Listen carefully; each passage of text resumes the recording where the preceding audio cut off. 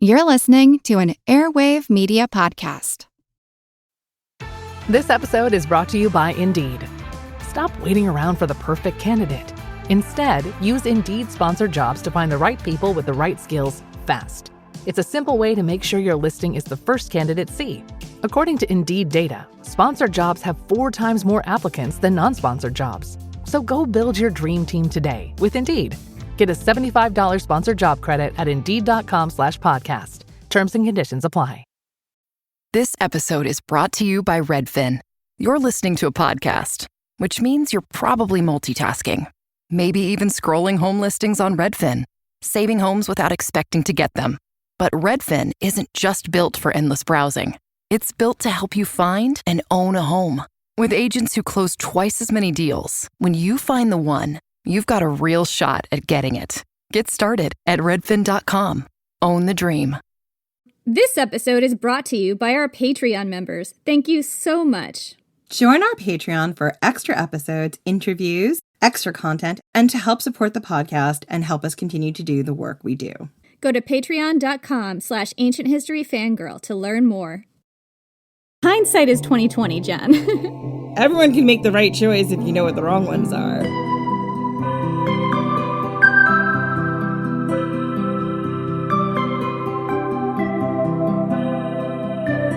Though it was now morning, the light was still exceedingly faint and doubtful. The buildings all around us tottered, and though we stood upon open ground, yet as the place was narrow and confined, there was no remaining without imminent danger. We therefore resolved to quit the town. A panic-stricken crowd followed us, and, as to a mind distracted with terror every suggestion seems more prudent than its own, pressed on us in dense array to drive us forward as we came out. Being at a convenient distance from the houses, we stood still, in the midst of a most dangerous and dreadful scene. The chariots, which we had ordered to be drawn out, were so agitated backwards and forwards, though upon the most level ground, that we could not keep them steady, even by supporting them with large stones. The sea seemed to roll back upon itself, and to be driven from its banks by the convulsive motion of the earth. It is certain at least the shore was considerably enlarged, and several sea animals were left upon it. On the other side, a black and dreadful cloud, broken with rapid zigzag flashes, revealed behind it variously shaped masses of flame. These last were like sheet lightning, but much larger.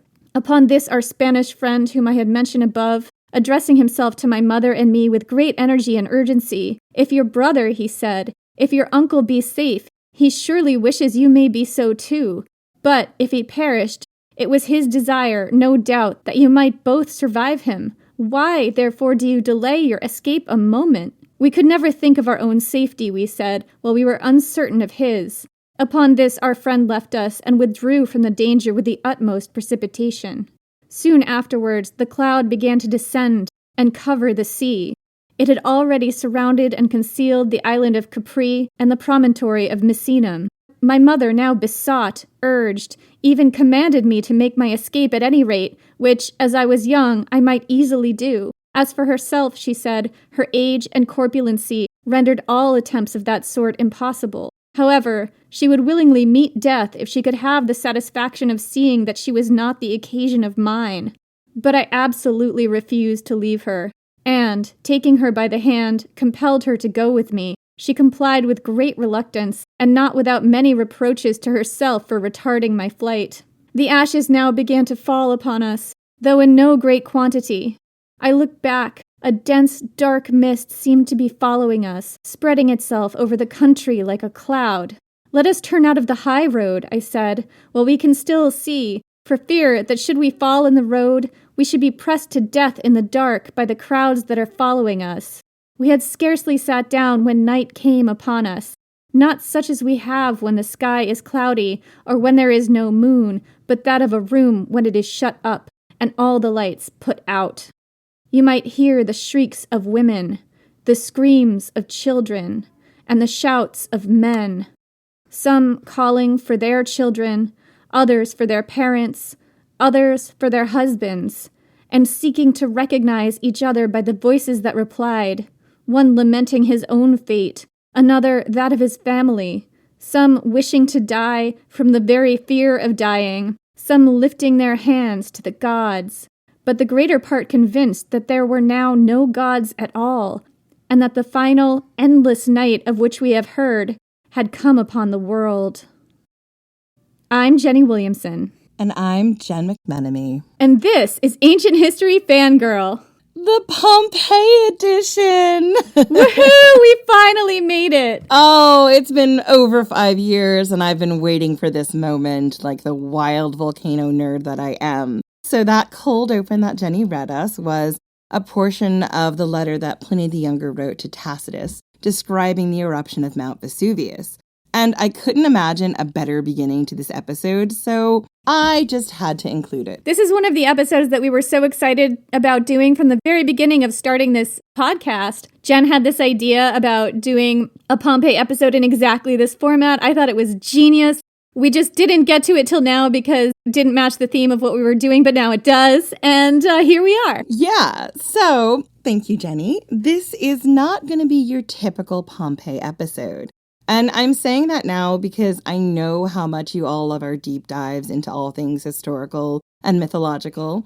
And while I did try to dive pretty deep into the history, we're not going to dwell too much on the town frozen in time. No, instead, we're going to focus on what has haunted me since I was a little teenager translating Pliny's letters, both of them, in Latin class. Because my question as I was doing that translation work was, could you or me or anyone survive Pompeii? Well, I mean, you know, the eruption of Mount Vesuvius, but let's just say Pompeii. And the answer is yes, maybe, if you were lucky and made all the right choices at exactly the right time. Many people survived the catastrophic eruption. While most people focus on those who perished at Pompeii and Herculaneum, this episode is going to look at those who survived and how the choices they made contributed to their survival or demise. This is Ancient History Fangirl. Could you survive a volcano? Choose Your Own Adventure edition. Woohoo! Woohoo! This is going to be so much fun. I can't wait. I've been so anticipating this for weeks as Jen has been writing it. I'm so excited. I know. And I was telling my husband who, you know, we're all contemporary, Jenny, me, and my husband. We grew up in the 80s and 90s with the Choose Your Own Adventure books. And those books, I loved them so much. They were always so wild. So when I told him I was doing this, he was like, do you have dice? Are you going to roll the dice to see what happens? I'm like, no. This is a podcast. I have to simplify it a little bit. I don't remember ever doing this with dice. Those are the more technical ones, the more British ones, I'd say. Oh, gotcha.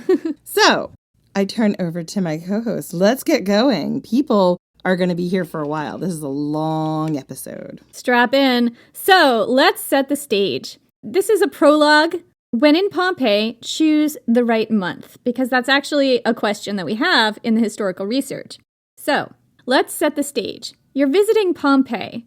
Now, before we get any further, we have to talk a little bit about Pompeii and when you might be visiting, because it makes a huge difference to your survival. The year is 79 AD, and the date is in dispute. While we have eyewitness accounts like Pliny the Younger, who claimed that Mount Vesuvius erupted on August 24th, 79 AD, there are other theories about the date of the eruption. Modern research tends to think that the eruption of Mount Vesuvius was actually about 2 months later than the date Pliny the Younger recalled, meaning the eruption happened in late October or possibly early November of 79 AD. Now, according to an article on the New York Times on the new dating of the famous eruption, quote, research at the site, said Sandro Di Vita, a co-author who works at the Vesuvius Observatory. Oh my goodness. Do we know anyone who listens to this podcast who works at the Vesuvius Observatory? Would it be possible for us to visit it one day? Yeah, can I get a tour? Yeah. Anyway, the co-author who works at the Vesuvius Observatory has also offered additional hints of a later dating, from the discovery of typically autumnal fruit like walnuts, chestnuts, and pomegranates, to wine already sealed in dolia or terracotta containers, suggesting the grape harvest was over. On-site excavations had also found that braziers had been in use at the time of the eruption, and some of the victims were wearing heavy clothes, still visible in plaster casts. This all offers a different interpretation from what Pliny wrote, he said. Now, this research suggests that the date of the eruption might be in question. The autumnal berries and fruit were harvested. The grapes were pressed into wine. People were wearing their autumn clothes. All of these things wouldn't have happened in August. I mean, I've been to Pompeii in August. You don't dress like that. Rather, what they're showing people wearing would have been what they wore in late October. And the interesting thing is, this late October date has become part of the discussion again recently because of an inscription that was found at Pompeii. According to the New York Times article, quote, "It was likely scribbled by a worker who was restoring the villa at the time of the eruption and reads, quote, 'The 16th day before the calends of November, he indulged in food in an immoderate way.' The date corresponds to October 17th. So is this an inscription that took place, like, on the day of the eruption? No. So what this tells us is that this inscription happened on October 17th, 79 AD, they believe. And if that is the case, Pompeii couldn't have been buried in ash in August 24th, 79 AD, because people were still doing repairs at Pompeii in October. Yeah. So modern thinking is that this eruption happened in the autumn. Other evidence is the clothes that people were wearing, very heavy garments, as we've said.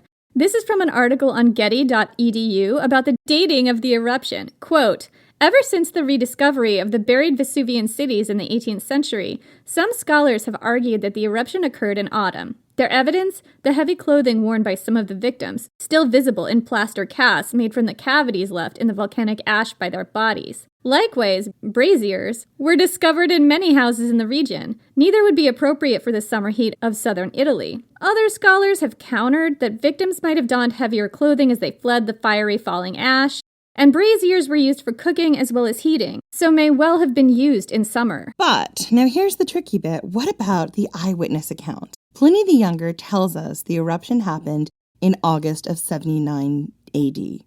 Or does he? The original letter that Pliny wrote no longer exists, but his words, his account, has come down to us through copies of his letter. The oldest copy is where we get the date from, but it is a copy of a copy. Could the date have been corrupted or mistranslated? Possibly. Even probably. Ooh, I've got my conspiracy tinfoil hat on. And that has to do with who was writing down and copying these letters and what might be gained from altering the date. So according to that same New York Times article, the oldest copy of Pliny the Younger's famous letter is stored in the Florence-based Medicea Laurenziana Library.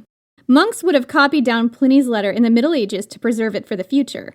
And the date of the 24th of August had a special meaning to the narrative they were trying to craft. Again, this is from the New York Times article. Quote, "Biagio Ghiaccio, another co-author at Italy's National Research Council, apologies if I butchered your name, hopefully I didn't, said that some historians believe that in copying the text, the monks who penned the Florence version wanted to associate the eruption with an ancient Roman festival known as the Mundus, celebrated on August 24th. Romans believed that on that day, a circular crater leading into the underworld was opened, allowing souls to emerge." So here's the question. Did the monks who copied this letter have a real Christian monk agenda for associating the eruption of Mount Vesuvius with an ancient Roman festival called the Mundus, a festival about a crater in the earth that allowed souls to leave the underworld? I mean, yes, and yes. This was another way of demonizing the ancient Romans and their worship while also moving forward the narrative of Christianity as the one God and the one Savior complex. So they were trying to show that the Pompeians were being punished by God for holding this pagan festival? Is that the situation? Correct. That's what I think is happening here. They were trying to show that, they deserved it. They deserved it. In fact, that narrative of Pompeii being punished by God's wrath is something that repeats later in fiction, particularly by Christian authors. Now, Pompeii becomes code for what happened to those wicked, naughty, decadent Romans who believed in all those gods. Death. Death and destruction. It's that very Christian, our God is better than their God and we win. Open your heart to Jesus or else. Have you heard the good news? Have you heard the good news about not being killed by a volcano? Exactly. Now, the novel, The Last Days of Pompeii by Edward Bulwer Lytton, was written in 1834, not too long after I believe Pompeii was found again.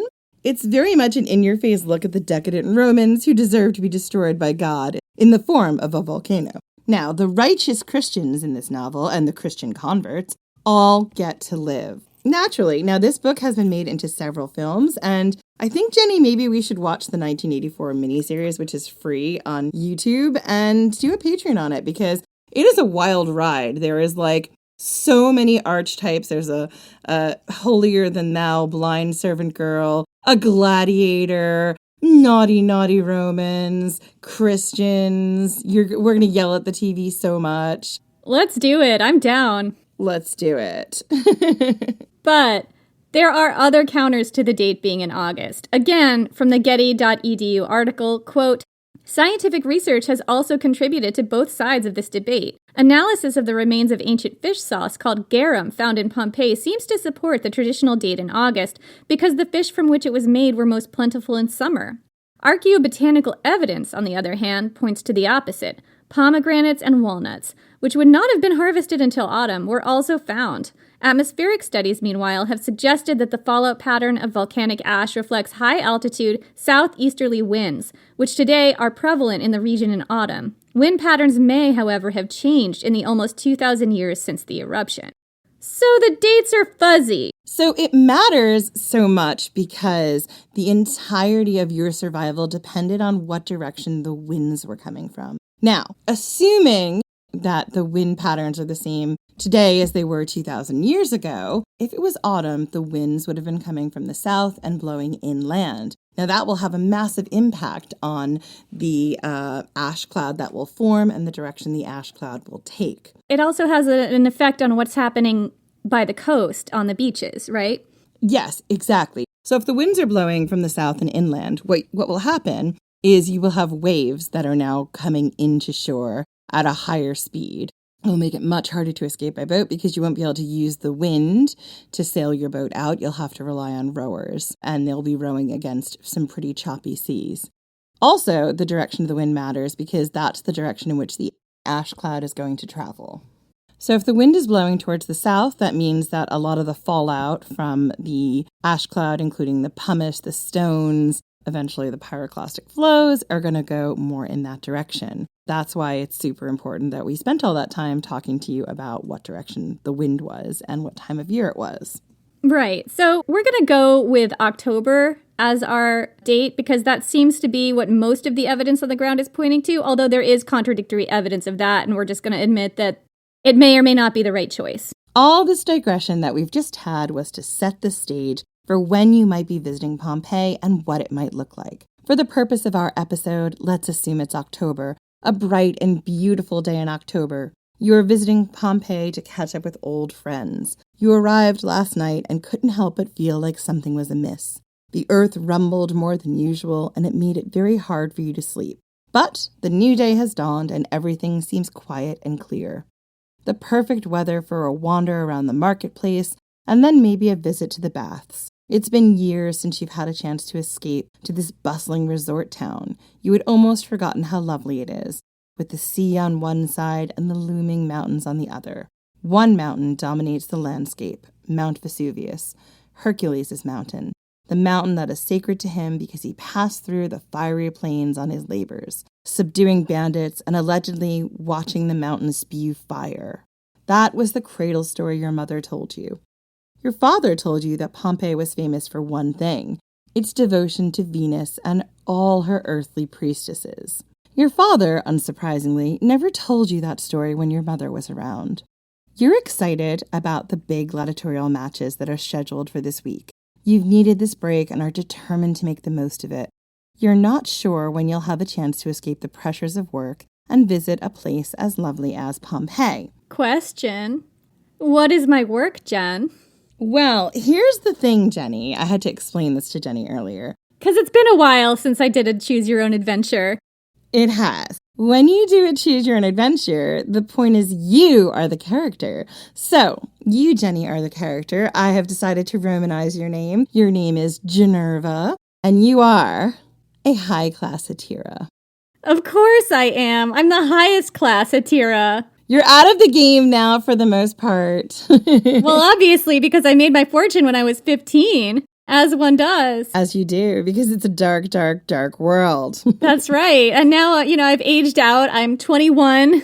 I'm clearly over the hill, and I'm just living on my royalties at the moment. I mean, of course you'd be Hetera. You're well educated, you're outspoken, you're independently wealthy. Naturally. So, the cool breeze blows in from the harbor as you and your friends walk down to the marketplace. You are talking, remembering good times. You stop to pick a pomegranate off a laden branch, the fruit heavy and ripe. You remark on the size of the fruit, and your friends laugh. Your head aches from the wine you consumed last night. One too many craters. This morning you still feel in the thrall of Dionysus. And you don't mind that feeling, as if everything is blurry around the edges, and sweet and ripe and safe. And for a moment, everything is as it should be. It's around 9 a.m., bright and clear and still cool. But you know it will be a hot day once the sun reaches its apex. Your friends and you are moving slowly. One of them suggests getting another cup of wine to stave off the headache he feels beginning to form. You all laugh and agree, stopping at a small food stall. Just as the merchant hands over a hunk of fresh cheese, bread, grapes, and 4 cups of wine, you feel the earth begin to move. At first, you are certain this cannot be real. Your brain is still rolling from the sea voyage, or maybe the wine. But as the second tremor begins, you know that this is happening. You duck, covering your head as one of your friends pulls you into a doorway.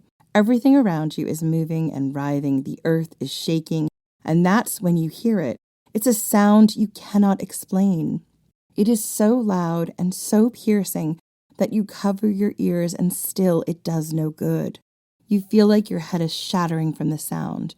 You curl up into a tight ball, trying to protect yourself from the shaking ground, the booming noises, and then your friend grabs your arm and points to the sky. A dark cloud rises from Mount Vesuvius, from Heracles' mountain. Inside the cloud you see flashes of lightning and flames. Your mother's story might have been right. Perhaps this is what Hercules saw. And as you watch the cloud grow and darken, the sun begins to disappear. The mountain is over 6 miles away, but it might as well be on your doorstep for how quickly the clouds begin to cover the sky. As the cloud fans out, you begin to wonder if this truly is the end of the world, if the gods have come down from the sky, angry enough with humanity to destroy it all. Your friend is saying something. You cannot understand, your ears still ache, and all you can hear is a hollow ringing.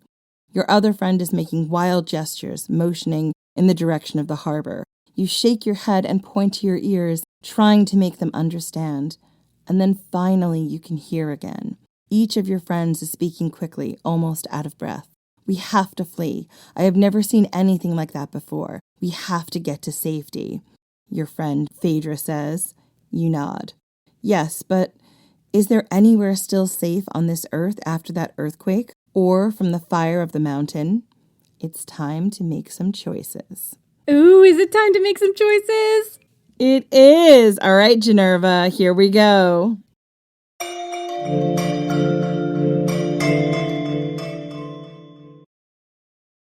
Is there a baby in your life who's about to start solid foods? This can be such a confusing and stressful time. As a mom of 7, I really struggled with spoon feeding my oldest baby. But once I realized that babies can safely feed themselves real, wholesome foods using the principles of baby-led weaning, feeding the rest of my babies became an actually enjoyable experience instead of something that I used to dread. Hi, I'm Katie Ferraro, college nutrition professor and dietitian specializing in baby-led weaning, and I host the Baby-Led Weaning Made Easy podcast. Each week, we cover evidence-based, safe infant feeding practices for parents and caregivers of babies who are 6 to 12 months of age. So, if you're confused by all the conflicting info you hear about starting solid foods, or you want easy, actionable tips on how to safely prep food for your baby, or introduce allergenic foods, or figure out when to drop a milk feed, we cover all that and more, plus interviews with the world's leading feeding experts in 2 new episodes each week. Search Baby-Led Weaning wherever you listen to podcasts, and happy feeding. Generva, you are with 4 friends this morning: Julian, Phaedra, Marius, and Helena. Julian is concerned about his family. His elderly father, wife, and 2 small children live in Pompeii. He decides that he is going to return to his villa and see if they can wait out the storm of fire and ash. He offers you a spot at his hearth to pass the storm. Do you accept? What are my other options? Phaedra does not believe that this storm can be waited out. She decides she is going to flee, leaving by the north gate and take refuge at her sister's home in Naples. This route will mean passing very closely to Mount Vesuvius, even closer to the eruption. Phaedra tells you that you will also be welcomed at her sister's house. Do you agree to flee with Phaedra? That sounds dicey. What's the next option? Marius believes that the safest way out of the city is to travel by the southern gate. This will take you the furthest from the mountain. It will be slower going as the roads aren't in great repair, but you should be able to get to safety, away from the mountain, into the city of Stabii, where Marius has friends who will take you in. Do you choose to flee with Marius? I don't know. I've been on that road. It's really rough. Helena tells you that escaping by land is futile. There is only one way out, boat. She decides to take her chances at the harbor. She has a friend, a merchant, whose boat is currently docked there, and she is convinced that he will be able to take her across the harbor and to safety. Do you choose to follow her? Oh, this is rough. So let me just go over my options. My options are go north toward Mount Vesuvius. Don't like that one. Go south over roads in bad repair. Don't like that one. Shelter in place or leave by boat. There's another way. Going east, right? Over the steep mountain passes. Yeah, there is another way. It's a choice that no one has offered for a reason. You can go east, but it would mean going through steep mountain passes. You glance to the steep mountains to the east. You've seen a few people running towards them, freedmen and women, servants, shepherds, people who know those closed and crowded paths up the mountains. Even if the sun weren't darkened by the ever-present cloud, you wouldn't chance your luck fleeing to the mountains. You could easily break a leg or other limb and be slowed down. No east. It's north, south, boat, or shelter in place. So those are the options you're left with. Do you go with Marius to the southern gate, follow Phaedra and head north towards Mount Vesuvius, hurry to the harbor with Helen, or shelter in place with Julian? I think I'm going to regret this, but I think I'm going to choose shelter in place. Okay, I'm going to have a drink before I continue because shit's gonna go down, babe. You are shaking so badly that you can hardly stand. Your mouth is dry, beyond dry. You are not sure you can take another step. You nod at Julian. I am not sure I can handle the journey. I would be grateful if I could pass out this storm with you and your family. Julian claps you on the back and smiles. Of course, friend. Come, let us get inside and out of this ash. You and Julian stumble home towards his villa on the southern outskirts of Pompeii. It is a good distance from the mountain, and you think you will be safe here. Outside his villa, his dog is tied up. It howls and whines, barking at the swiftly falling ash that coats everything. You should let that dog go, you say. You hate the thought of the poor creature frightened and unable to seek shelter. I would, but my daughter loves that dog. The strangest thing happened, though. Yesterday, the dog bit her. Took a big chunk out of her hand. The dog has never done that before, so we tied it up out here while we try to figure out what happened. It would be kinder to let it run free. It needs shelter in a storm like this. Julian unties the dog and moves it to a covered area, then reties the dog to the column. Happy now? You nod, although you would be much happier if he just let the dog go and take its chances in the storm. But you won't argue with him now, not when things seem so dire. Instead, the two of you head inside, where you are greeted by his family and servants. Julian's wife's face is ashen as she looks at you both. What is happening out there? What should we do? Julian laughs. It's a hollow sound, one he's only using to mask his own fear. We will wait out the storm here. This is a strong house. It survived the earthquake of '63. It will make it through whatever little ash storm is going on outside. His wife still looks worried, but her face brightens. Now, servants, we will have to make sure to keep the water covered, free from ash. We will have to take turns sweeping the roof and the doorways. There's no use surviving if we're all covered in ashes. Right, Julian says. Let's have a cup of wine to steady our nerves, shall we? It's going to be a long night. You look around. Something about being shut up in this house feels wrong. You can feel a slow panic creeping into your bones. Do you, A, take the cup of wine and try to settle in for the evening, or B, decide to cut and run, making for the north, the harbor, or the south. I think at this point I need a drink. Yeah, that's how I would be feeling as well. So, you take the cup of wine that Julian offers. Your nerves are so frayed that you're not sure you could manage to leave this house again. Going back into that storm of ash and flaming stone seems the most foolish thing in the world. The air outside is so dry you can barely breathe. You will be much safer inside, under the protection of a strong roof. You let the wine do its work, forgetting for a while where you are and what is happening around you. All throughout the day, the servants bustle in and out of the villa, sweeping ashes away, keeping the roof from caving in with the weight of the stones that are falling from the sky. Everyone huddles in inner rooms, away from the windows. You let the wine continue to do its work, and soon you are quite drunk. Sleep comes in fits and starts, and when the night finally falls, you begin to wonder if you've made a poor choice. You hear the steady rain of rock on the roof tiles. The air inside the villa is oppressively hot, and you have precious little water left to drink. The children are crying. Julian blusters back and forth, trying to keep everyone calm. You are certain that some of the servants have slipped away under the cover of darkness, and you don't blame them. You wonder if you could still make a run for it, but your legs feel wobbly and it hurts to breathe. So you close your eyes and wait for the storm to end. So let's take a break here and talk about what happened if you stayed and sheltered in place. And I have to say that speaking from personal experience, I have weathered 2 natural disaster events where I had a choice like this. One was Hurricane Sandy in New York, and one was the COVID pandemic in New York. And both times I chose to shelter in place. So I really understand why people make that choice. Absolutely. There are real logistical reasons why people have no other choice but to shelter in place.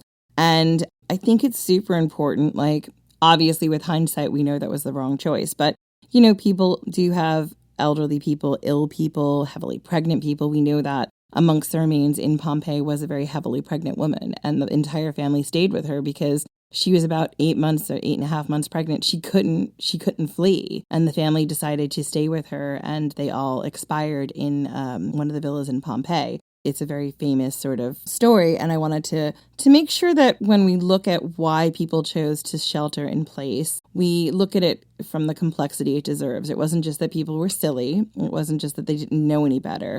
It's that they also had to make choices based on the health and well-being of the people around them. And one of the things that it's super hard to understand is just how difficult it would be to breathe. If you were asthmatic, if you were elderly, every breath would be painful and it would be really difficult to walk. Yeah, so that brings us to more about what happened to you if you sheltered in place. And again, to a lot of people, this might sound like a terrible option. But as Jen said, there were a lot of reasons people couldn't just run away in Pompeii.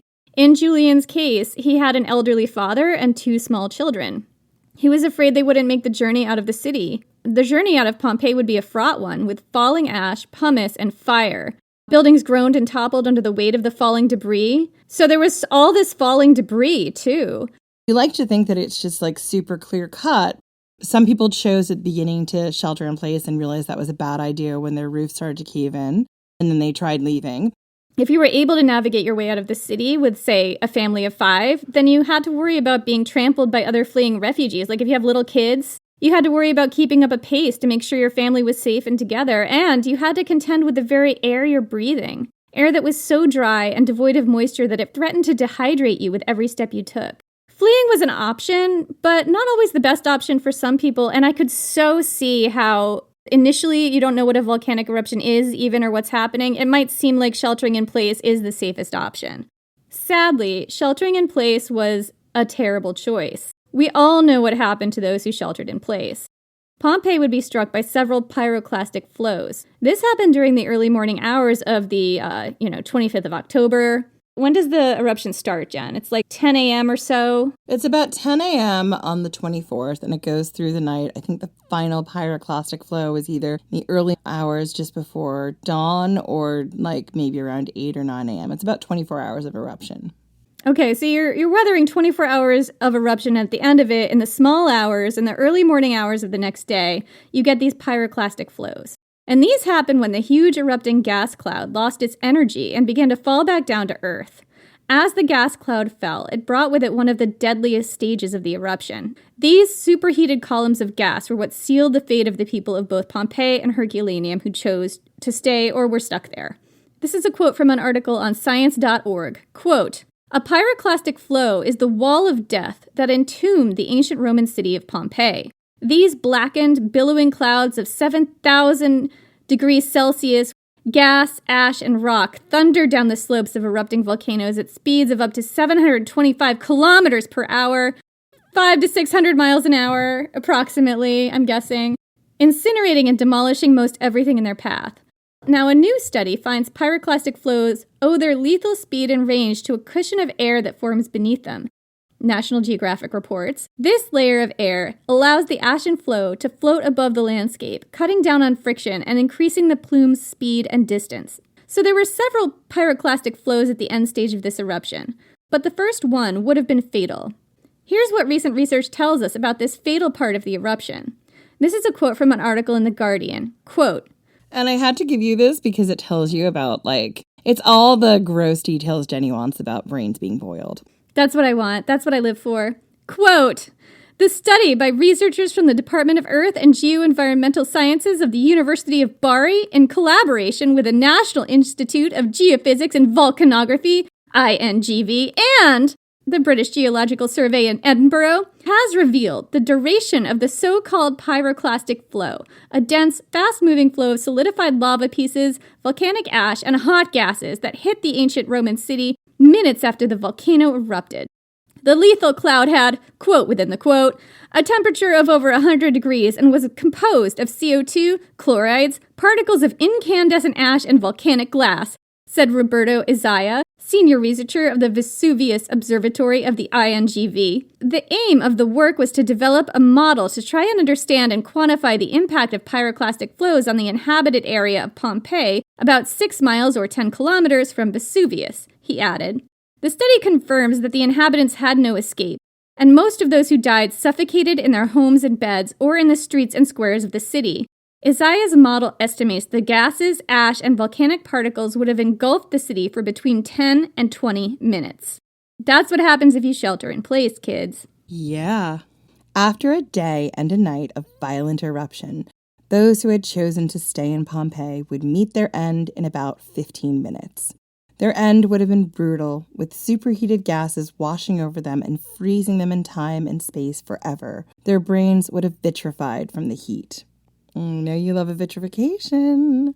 You know I love vitrified brains, Jen. So at this point, you've accepted the cup of wine, you've stayed the night at Julian's, and things did not work out well. I've chosen my fate. During the early morning hours, the first pyroclastic flow sweeps over the city, killing you instantly, vitrifying your brain and entombing your remains in time. You die with Julian and his whole family. In 2,000 years, gentlemen scholars come along, pour plaster into the ash cavity your corpse made, and cart it around to museums for people to stare and wonder at. The end. I don't think I'm going to accept that drink after all. Just rethinking that cup of wine. I'm glad you said no. Dionysus also approves in this instance. Just in this instance, though. Yeah. Now, let's say you chose to leave Julian's villa before you accepted that cup of wine. As you exit, you untie the poor dog. Thank you. The beast deserves a right to find its own shelter in this storm. That's the most important part of this whole choose your own adventure is the dog lives. The dog lives, guys. That dog makes it. You begin to walk south, hoping to catch up with Marius. But Marius is a good few hours ahead of you, and the stream of refugees is intense. The crowds of people block the south gate, and traffic seems to be at a standstill. You move along very slowly.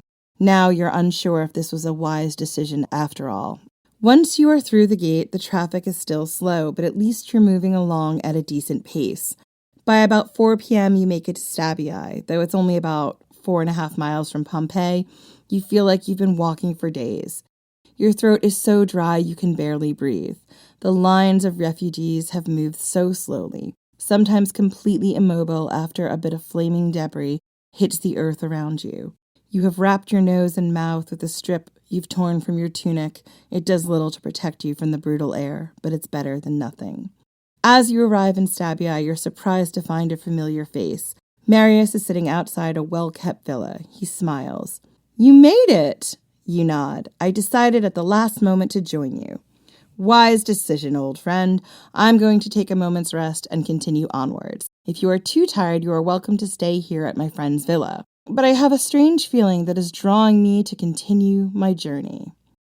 Do you, A, stay in the villa in Stabii, or B, continue on with Marius to the next town? You know, I've really had it with all these terrible roads and this horrible debris falling from the sky and the ash clouds and the dirt, and I can't breathe, and it's really terrible. I think I'm going to stay here. I've gone far enough. That's a decision I can respect. Sadly, this is a poor decision. Many people thought they were safe in Stabii, so you're not alone in choosing to shelter here. One of the most famous victims of the eruption of Mount Vesuvius, Pliny the Elder, chose to spend the night in Stabii. It did not work out well for him. Pliny the Elder was captain of the naval fleet in the area. He was staying with his sister and nephew in Misenum and got a message from a woman named Rectina. She was writing because she was in need of rescue. Pliny agreed to rescue her and also a friend who was living in Stabii. He launched a light ship and began the process of rescuing his friends, but the seas were very rough, and by the time Pliny reached Stabii, it was clear he could not continue on with his journey. He delayed that evening in Stabii, preparing to set out in the morning. But morning didn't come.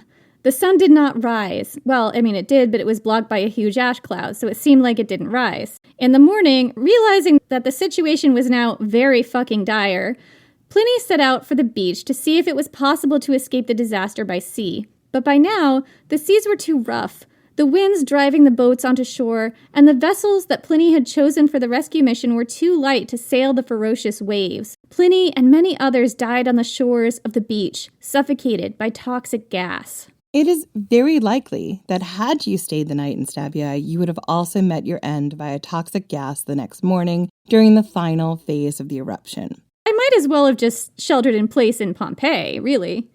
Exactly. Or you might have met your end hunkered down in an abandoned villa as the roof caved in from the weight of the rocks that fell on it that night, or from the dry air and lack of water. I mean, there are just endless possibilities.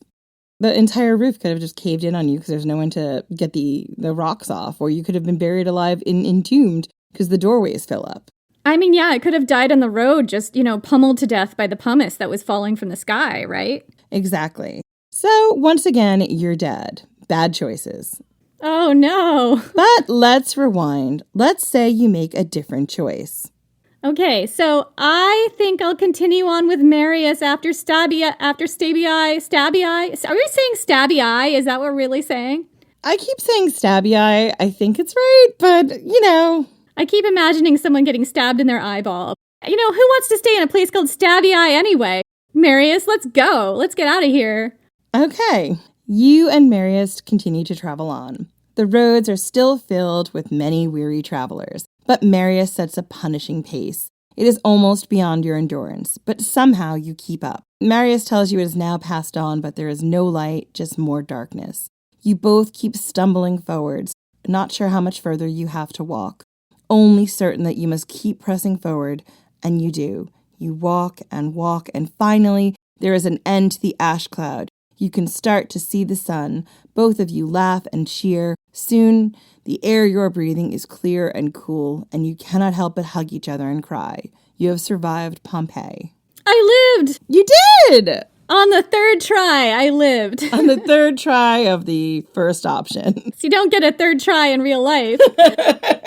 So one way you could survive is if you pressed on to the south past Stabii, if you could make that really hard journey.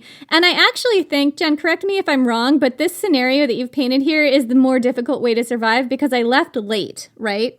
Well, in this, we're assuming they left about everyone leaves at the same time. But yes, at this point, when you chose not to stay at the villa, you kind of left it late. You should have left almost immediately. One of the things we know about this way is you could survive this way. It was a very long walk to be free of the ash cloud. It was a very crowded way. A lot of people chose this way. And a lot of people left leaving the city too late and died along this way. And people got caught in the South Gate. There's all these bottlenecks, which is another problem. Yeah, they would get trampled and everything else, I found this quote at science.org, which talked about what happened to people who left it too late and got caught at those gates, because it sounds quite dire. Quote, The team examined 7 plaster casts from Pompeii. 6 were recovered from a city gate called Porta Nola. I couldn't figure out if this was the South Gate or not, but let's just go with it. It's a gate.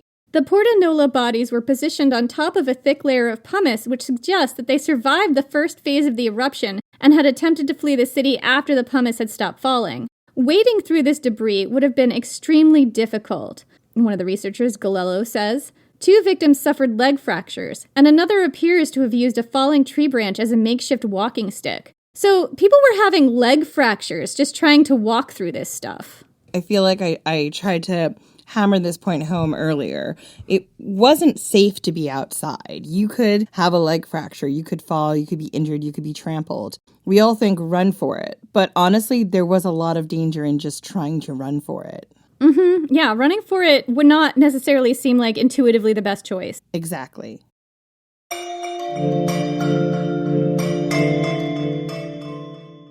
Pele, Hawaiian goddess of volcanoes, fire, and rebirth. Maeve, Celtic warrior queen and nemesis of heroes.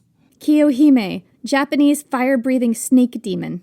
Pesta, Norwegian spirit of the Black Death. Our book, Women of Myth, is a fascinating look at women and femme characters in world mythology, including goddesses, heroines, and monsters. With captivating illustrations by Ringo Award-nominated artist Sarah Richard, it's the perfect gift for the mythology lover in your life, including yourself. Find Women of Myth wherever books are sold. It's the Paradise Podcast. I am your host, Ryan Michelle Bethay, with my husband, Sterling. What's up? Join us here on Hulu and Hulu on Disney Plus, where we'll discuss each episode with the cast and crew of Paradise. I'll be getting all the secrets from Dan Fogelman, James Marsden, Shailene Woodley, Julianne Nicholson, and Sterling Kelby Brown. Woo! Paradise, the official podcast, is now streaming. And stream Paradise on Hulu and Hulu on Disney Plus.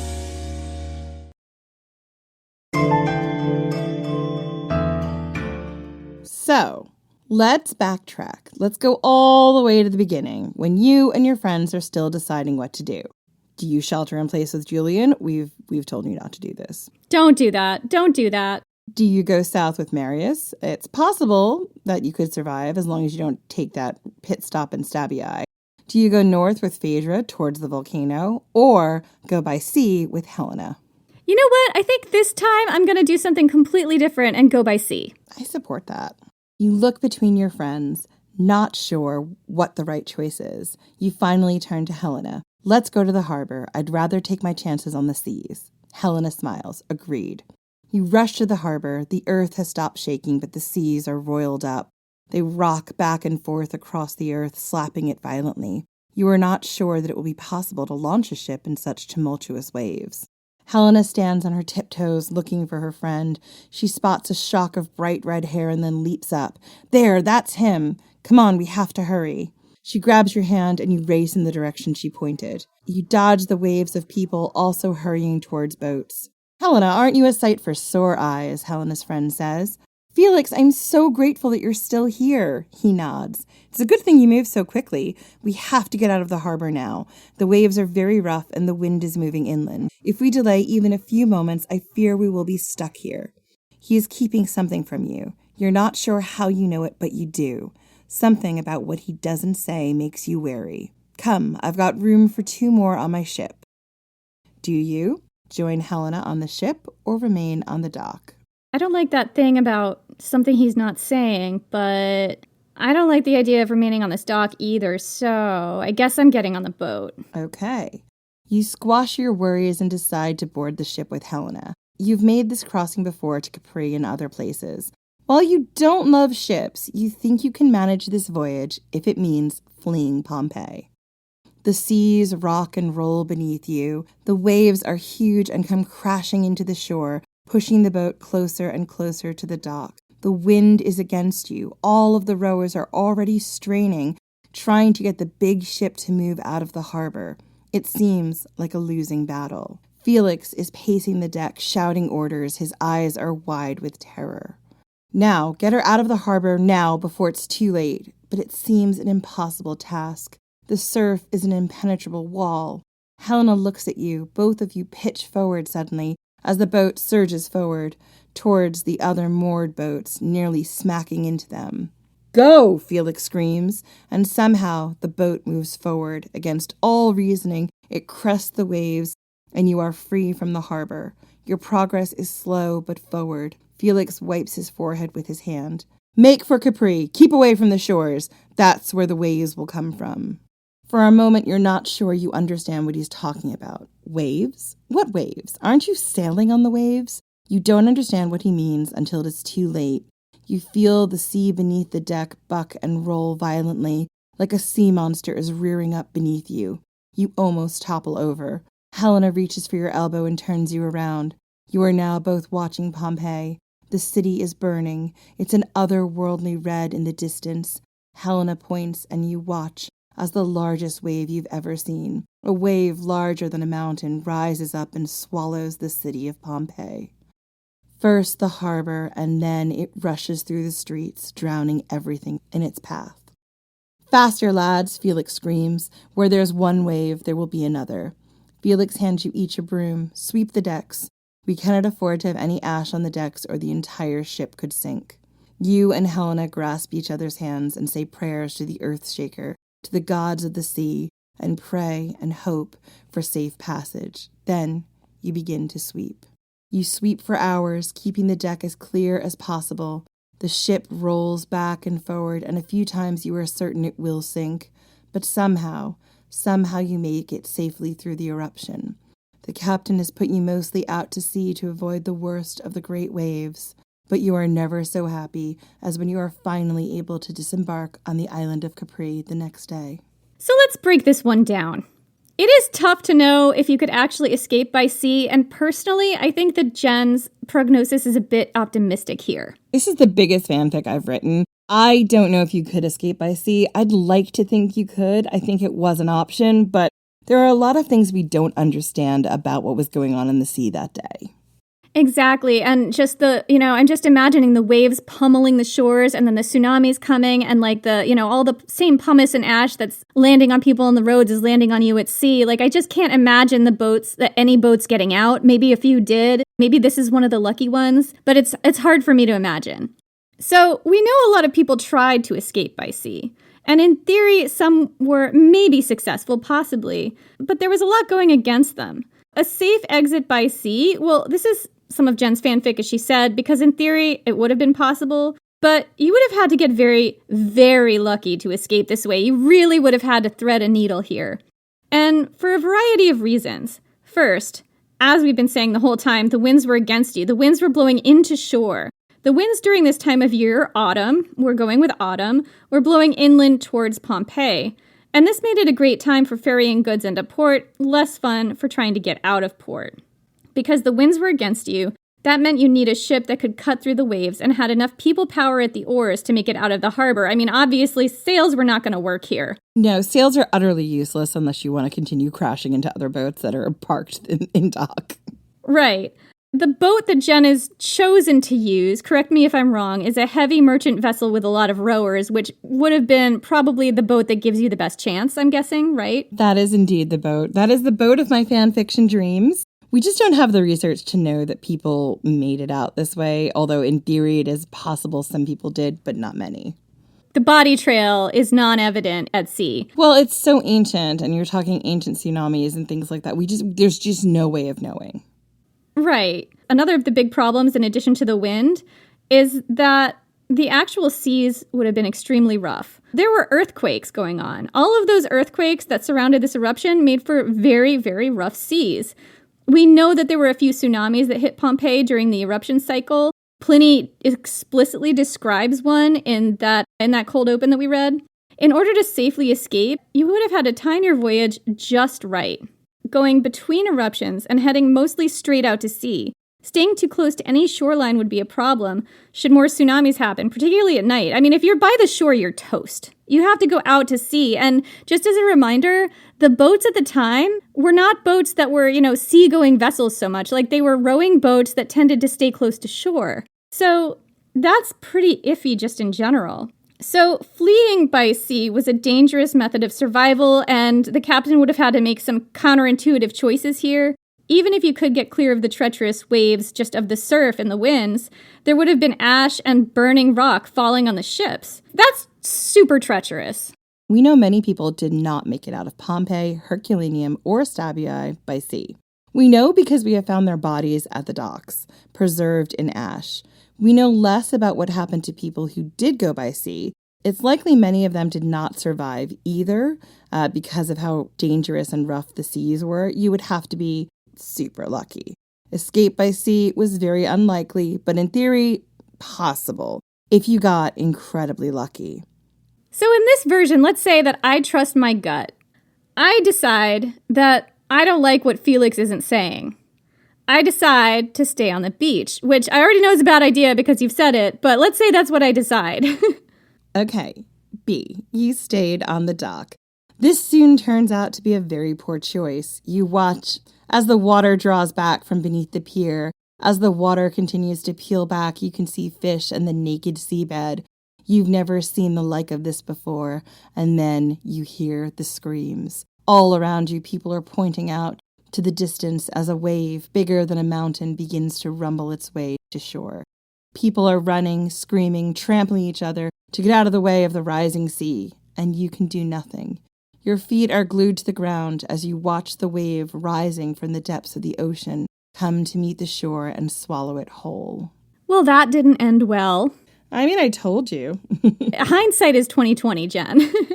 That is sort of the moral of, the story of Pompeii. Everyone can make the right choice if you know what the wrong ones are.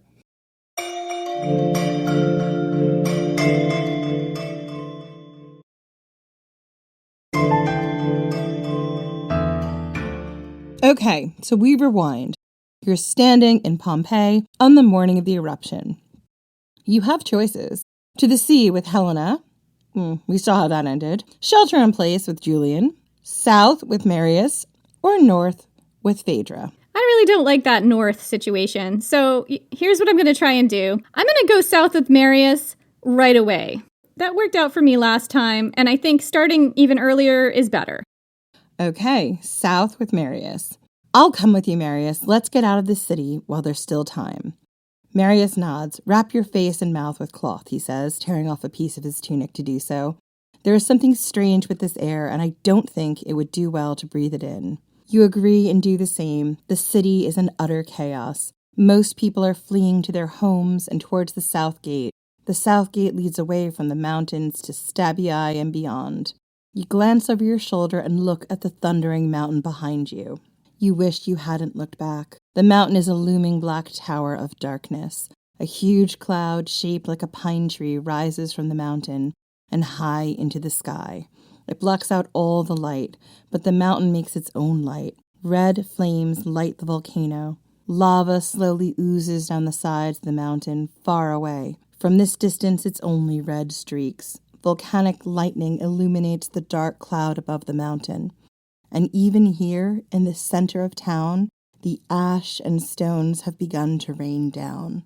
You know that Phaedra was headed towards the north gate, towards the mountain, and you think it must have been madness that drove her in that direction. Marius grew up in Pompeii and knows the streets here like the back of his hand. He nimbly dodges in and out of the heavy traffic, avoiding falling stones and crowds. Soon you are at the south gate. You manage to slip out before the streams of refugees. But Marius does not slow his pace. We can stop when we reach Stabiae, he says. It rapidly becomes dark as night. You stumble forward in the darkness. You pass others like you, refugees fleeing the city. They all have the same dazed expressions. Some are moving quickly, others slowly, causing long lines and traffic jams. A few times you almost stop, seeing a woman or child struggling to keep the pace of the crowds, but Marius shakes his head and drags you along. This is survival, and you cannot stop. Along the way, you find a branch and are able to craft a makeshift torch. It is crucial as the ground before you is uneven and has had some damage from the last earthquake. You do not know how many hours have passed, only that every bone in your body aches and you want to lie down. Your breathing becomes labored. The air is so dry, and you regret not stopping to pick up water. You catch up to Marius and tap his shoulder. I can't breathe. I can't swallow. I need water. Marius's eyes are red-rimmed and wild. He shakes his head. Just a little longer, we're almost to Stabbii. You are not sure you can make it any further. You shake your head and sit down on the ground. The exhaustion overtakes you. Marius shakes you roughly and places a cold rag on your forehead. You are not sure where this came from or how he made this miracle happen, but it is enough to rouse you. You continue to walk forward, making it to Stabbii. You are utterly exhausted and feel like you cannot go on. What is the point? The world is in ruins. Marius looks angry. Something feels strange here. I do not think we are safe, and I do not think we can afford to delay. My friend's villa is just over there if you want to rest for the night, but I will be carrying on. Do you? Rest at the villa or carry on? We know both of these outcomes, and I'm not going to recap them. One of the things I didn't add into the complications is we're assuming you're an able-bodied person who's well and capable of walking and doesn't have any accidents befall them along the way, right? That also increases your chances of survival.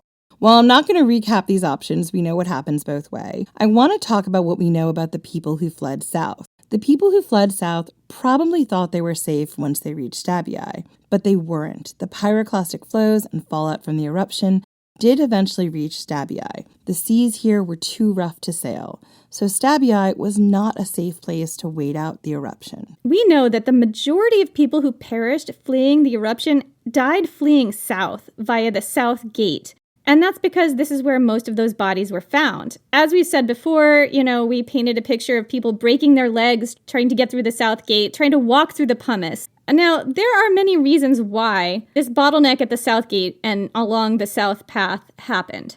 So first off, the South seemed like the safest path of escape. It's the most intuitive. It's away from the volcano, and every step in that direction should have been a step closer to safety. Second, the winds were blowing inland and south, and that meant that the ash cloud and danger was also blowing inland and south, meaning that traveling south meant you inhaled more fumes and fallout. I mean, people wouldn't have known this necessarily, but that's how it worked out. This would make breathing super difficult if you were heading south for a start. And it also means that all that pumice, ash, and rock would continuously fall on you throughout your journey, weighing you down, even crushing you, possibly fracturing your leg bones. What's interesting about this is that it looks like going north was heading into the gullet, but actually going south maybe would have been heading into the gullet. Based on how the wind was going, yes. So while you could escape this way, you had to be quick, you had to pack light, and you had to be able to pick your way out of bottlenecks and through crowds. But despite all of these issues, as long as you kept going south and you could move fast, that's key, and you were able-bodied,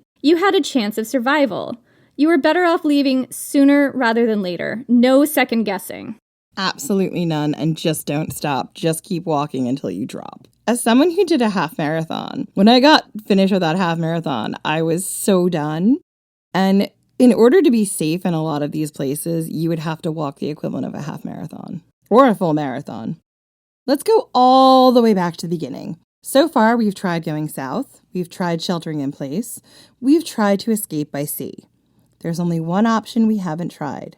North. Straight into the flaming gullet of that sexy volcano. I mean, this still seems like a real bad idea. It really does. I'll go north with Phaedra, you say. All of your friends look at you as if you've gone mad, all except Phaedra. The roads to the north are better maintained, she explains, and the wind is blowing towards the south. All we have to do is keep walking to Naples. We should be safe there.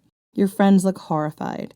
Phaedra, you are talking about walking right into the path of that mountain, of the eruption. That is madness.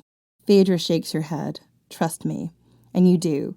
You stop on your way out of the city at Phaedra's home and grab a hunk of bread, cheese, a torch, and a small water skin. You take nothing else. Phaedra sets a grueling pace, and you exit the city by 10:30 a.m. The roads between Naples and Pompeii are indeed well maintained. Even with the damage from the most recent eruption, you are able to easily follow the path. The air here is oppressively hot and dry. It's hard to breathe. You've covered your mouth and nose with a torn bit of your tunic. Not as many people are fleeing in this direction, but some follow you, thinking maybe you know a way to safety. So there are not as many refugees on this path, right? Well, we don't actually know how many took this path or not. And this path is an interesting path for a reason we're going to come to in a minute. I don't want to spoil it, but a lot of people would probably not have thought to run in this direction. It is indeed running into the direction closest to the mountain. You have to pass quite close to the mountain in order to get to Naples. Right. And also, like, the air is very hot and close and hard to breathe, but was there the level of pumice and ash falling on you in this direction like there was in the south? Yes, there was absolutely pumice and ash falling down here on you. You probably would have had more flaming projectiles because you were a little bit closer to the mountain. You might have been able to see lava in the distance. A lot of people freak out and think like lava is the most destructive part of a volcanic eruption, and it is incredibly destructive.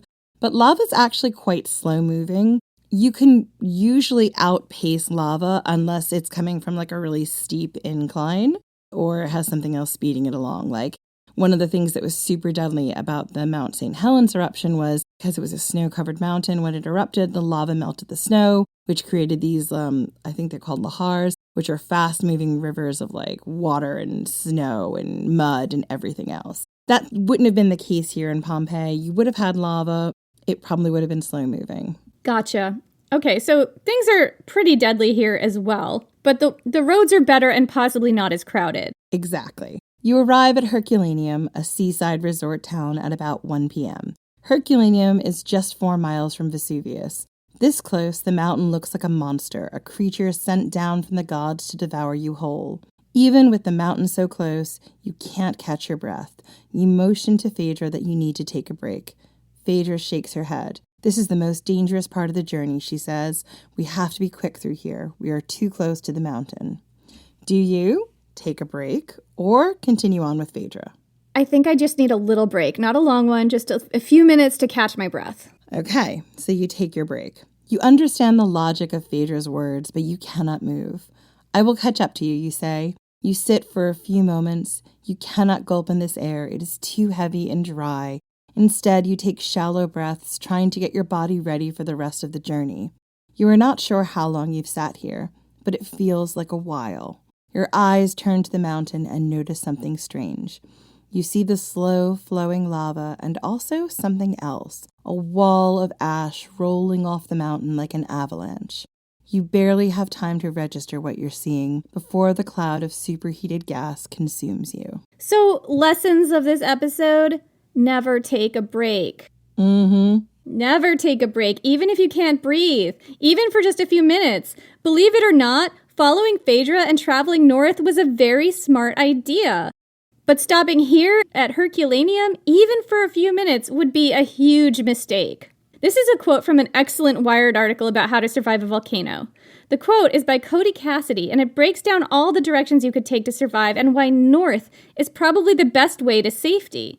Quote, Herculaneum sits barely 5 miles east of the volcanic vent, but for the first few hours of the eruption, the prevailing winds largely spare it from most of the ash and pumice. Unfortunately, when Vesuvius first taps into the deeper magma and develops its first pyroclastic flow, the heated gas and ash will move directly into Herculaneum and kill everyone almost instantly. Archaeologists have found scorch marks in the city that suggest the cloud may have been as hot as 930 degrees Fahrenheit.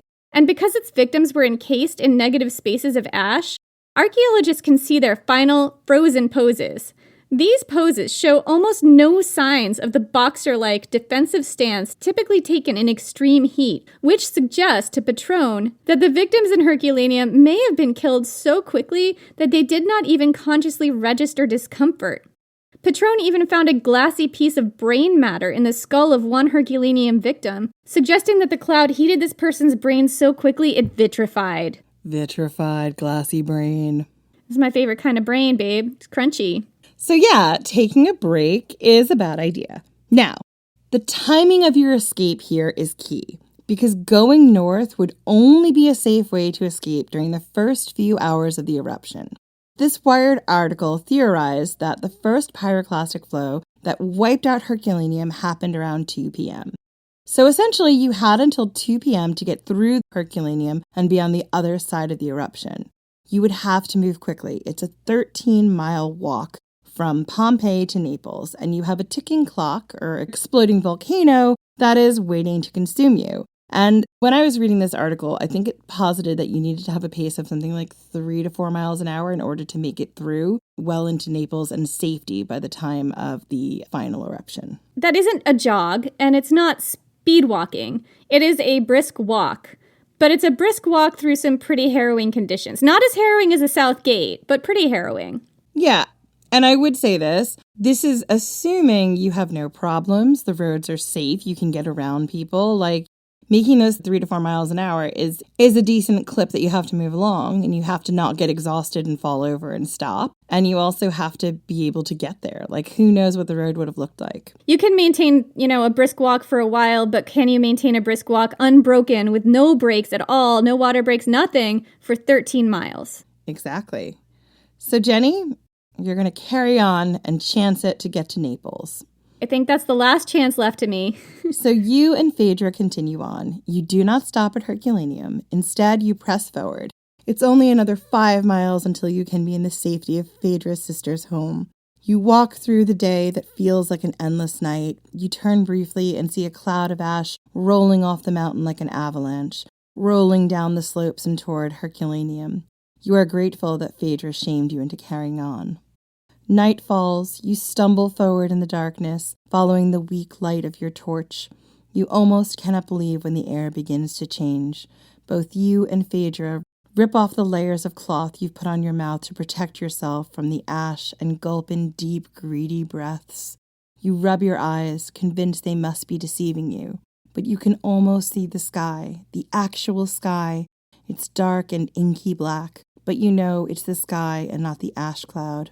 Both of you whoop with joy, your hearts lifted as you practically jog the final mile to Phaedra's sister's house. The entire household is already awake when you arrive. Refugees have been streaming into Naples all day. Phaedra's sister hugs both of you. She tells you that she prayed to the gods for your deliverance. You do not have the heart to tell her the horrors you've seen, or the fact that you doubt the gods intervened on your behalf. You look at Phaedra. Thank you. You saved my life. So, there you have it. Evidence that you could have survived Pompeii. The best way out was most likely north. And if you were very lucky and very quick, and you made all the right choices, you had a couple of options. You could have made all the right choices in a few different directions, but you would have really had to maintain that pace in very challenging circumstances. And it's not just that, you had to be able-bodied, but you also had to be very lucky. You did. It's a miracle anyone made it away from this volcanic eruption. Because the eruption of Pompeii was incredibly deadly and ferocious. This is another quote from that excellent Wired article, which breaks down the eruption. Quote, "A volcano's explosive power largely depends on how its magma formed, which, contrary to what one might assume, is not from the Earth's molten core. Instead, it's created when unusual heat or circumstances contrive to melt the mantle or lower crust. Because pressure increases the melting point of the mantle by strengthening its chemical bonds, the mantle is almost entirely solid even in the extreme heat of the lower depths. Magma creation requires something unusual. It requires either unusual heat, an unusual drop in pressure, or an unusual pollutant, generally water, to enter the mantle that lowers its melting temperature." This is so volcano nerdy right now. I know, I love it. You have to give me just a little volcano nerd. What is a mantle? Okay, so, all right, coming back in here. So, what it's saying is once the water and the heat combine to partially melt the rock of the mantle, it's the different layers in the Earth's crust is what they're talking about. Okay, this is lava below the Earth's crust. Gotcha. It's below, yeah. Anyway, so we're talking about what is happening to this mantle. Yeah, essentially when water and other things begin to get in there. Right, and it's bad. It's not good. Right, so water lowers the melting temperature of rock by weakening its chemical bonds. Water does to rock what salt does to an icy road. Your worrisome situation in Vesuvius can be blamed on the latter, which is the process responsible for many of the world's most powerful volcanoes. The intrusion of water is the result of an oceanic plate sliding beneath a continental one. In this case, the sliver of the African plate covering the Adriatic Sea slid, and indeed continues to slide, let's be clear, beneath the Eurasian plate along Italy's east coast. In slabs beneath oceans, a small amount of water can infiltrate into their structure, and because water lowers a plate's melting temperature, this seemingly innocuous seepage is the first step of an incredibly volatile reaction that has led to some of the most catastrophic eruptions in history. See Krakatoa, 1883. My nerddom loves the Krakatoa eruption. Jen loves that Krakatoa, let me tell you what. Anyway, so once the water and heat combine to partially melt the rock of the mantle, the lighter magma bubbles to the surface, melts the surrounding crust, and picks up new components. This doesn't always increase a volcano's destructive power, but as luck would have it, Mount Vesuvius is located on a thick bed of limestone. Lucky us! Limestone and heat results in the volcanically unfortunate combination of calcium oxide and CO2. In other words, standing in Pompeii places you in the hazard zone of carbonated magma, which sure does sound bad, Jen. Not exactly sure I understood all that, but it sounds like bad news.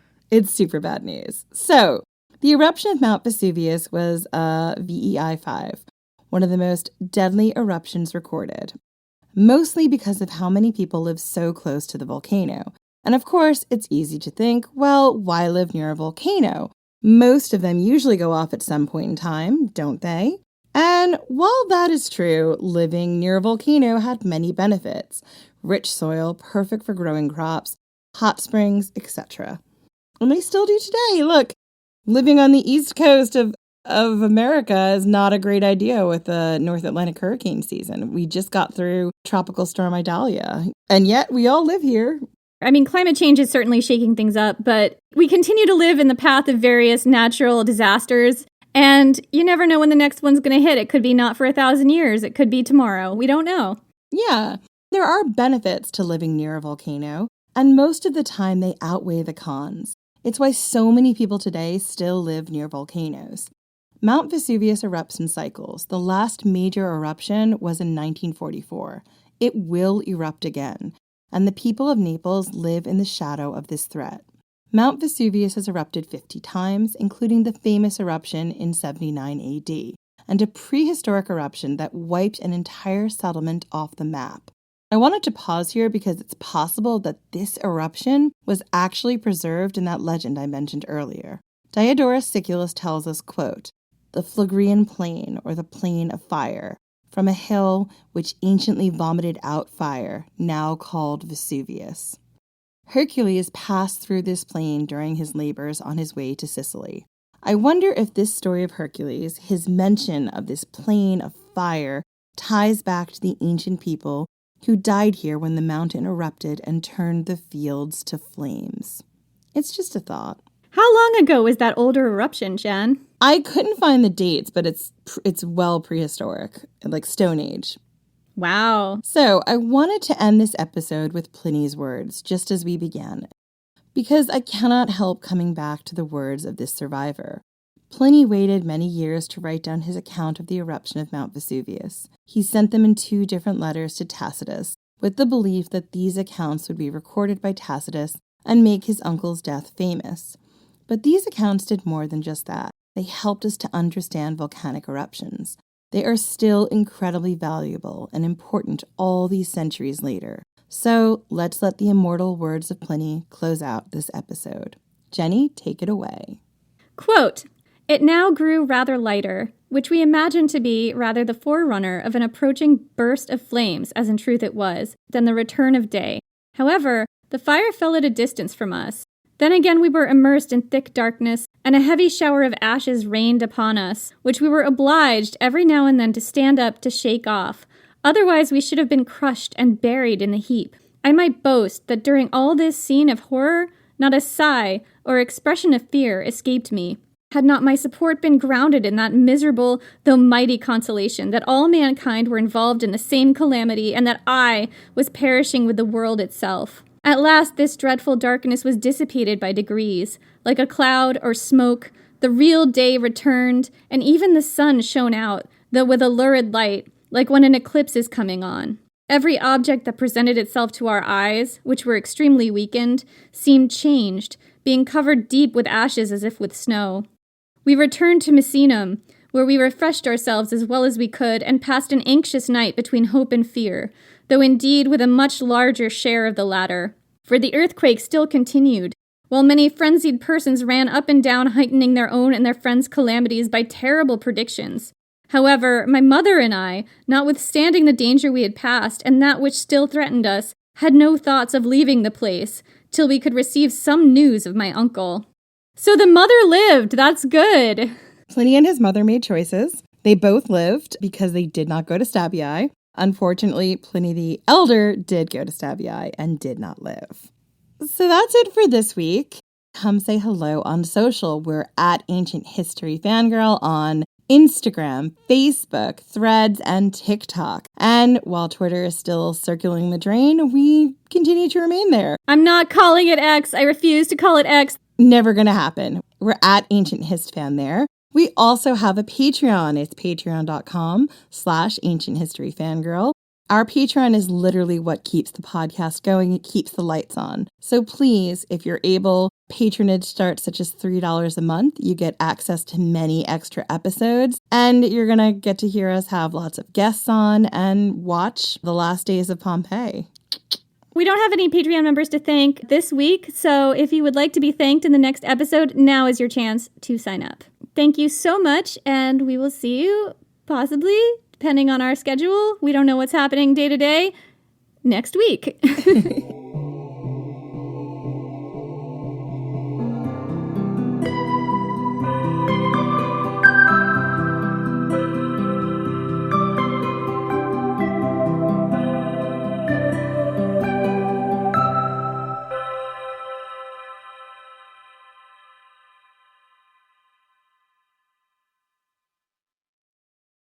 It's tax season, and at LifeLock, we know you're tired of numbers.